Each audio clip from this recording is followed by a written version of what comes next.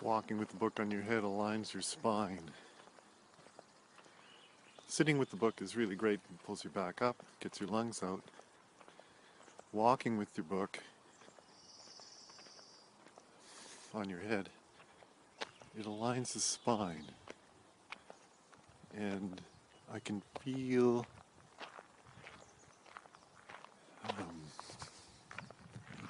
all the muscles rotate into the correct places for when that happens. You can really feel the hips working in the correct way. The arc of the back is in a nice placement for optimum comfort.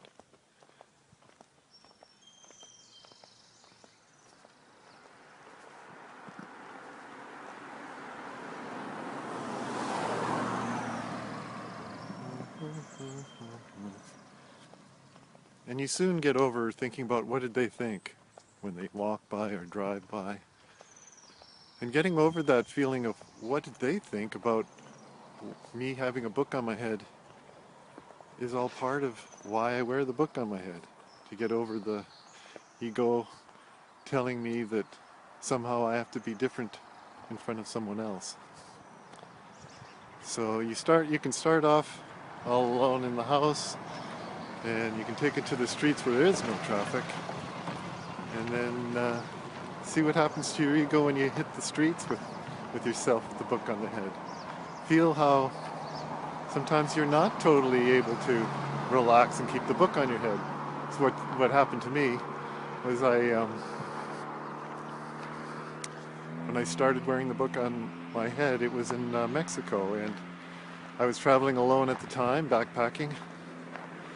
And that night I noticed the waitress was holding the tray on her hand, and I thought, and I'd been carrying my book for years already.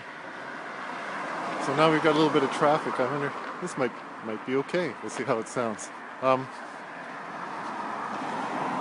So what I did was I took the book that I've been carrying around for like I said, I always had a book for years documenting things and sketching, and so I put the book on my head and sat in my room and walked around my room. I thought, hey, this is not that hard. I mean, it's a bit of a, it's like picking up the unicycle.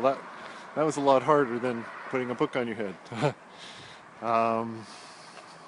So then I thought, well, what would happen if I went for a walk with it? Because you're supposed to walk, and my room was too small, and off I went, walking down the streets of Mexico, and there was nobody around, so I was like cruising along, and I was going, wow, this is staying up there. And I came around the corner, and this Mexican man in his 90s had a basket of his laundry up there. And we both each gave each other a look and a nod, and maybe even a twinkle and definitely a twinkle, maybe even a thumbs up. And I felt so empowered. He was the first human to see me walking in public with the book on my head. I thought, this is a great intro. I feel comfortable. It stayed up, it was comfortable. I went around the corner again to where there was lots of people in the center. All of a sudden I went from no people, one person, to a couple hundred. And it just fell off. As I rounded the corner and saw the people, it immediately fell off, and I walked around the center and I couldn't find the courage to put it on my head. And even though I knew that most of these people I'd never see again, which is something a traveler thinks about it, or maybe not, but I have.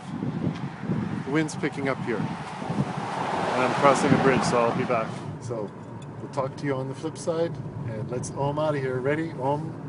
Get yourself tuned in, even if it sounds a little bit different than mine at first. You'll lock in and you'll be practicing the way to tune your vocal cords. Ready for this one?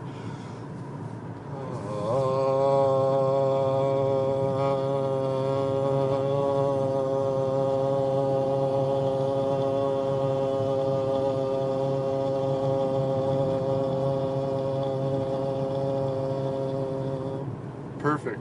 Align your cord one little thread at a time. Talk to you later.